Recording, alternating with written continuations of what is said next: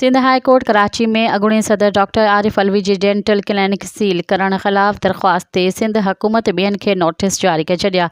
Turin खे 7 अक्टूबर ताईं जवाब तलब। सिंध बिल्डिंग कंट्रोल अथॉरिटी पारां आरिफ अलवी जी क्लिनिक सील करण ख़िलाफ़ अॻूणे सदर जे घरवारी समीना अलवी ऐं पुटु अवाब अलवी वकील ज़रिए दरख़्वास्त दाख़िल कराई। दरख़्वास्त में चयो वियो आहे त सिंध बिल्डिंग कंट्रोल अथॉरिटी सियासी इंतकाम जी बुनियाद ते सिंधी मुस्लिम सोसाइटी में मौजूदु आरिफ अलवी जो डेंटल क्लिनिक सील कई वई आहे। वकील बैरिस्टर अली ताहिर मूजिब दरख़्वास्त में चयो वियो आहे त डॉक्टर आरिफ अलवी खे रुॻो सियासी बुनियादुनि ते हिसाए पियो वञे। क्लिनिक वॾे अरसे खां मौजूदु आहे। क्लिनिक सील करण खां अॻु को नोटिस बि जारी न कयो वियो। सिंध बिल्डिंग कंट्रोल अथॉरिटी पारां गुज़िरियल राति आरिफ अलवी जी डेंटल क्लिनिक सील कई वई। SPSC अमलदारनि जो चवणु आहे त डेंटल क्लिनिक गैर क़ानूनी तौरु हिकु बंगले में क़ाइमु करण सबबि सील कई वई आहे। मज़ीद ख़बरनि ऐं तफ़सीलात लाइ विज़िट कयो असांजी वेबसाइट www.awamiNewsHD.com ऐं ॾिसंदा रहो अवामी न्यूज़ HD।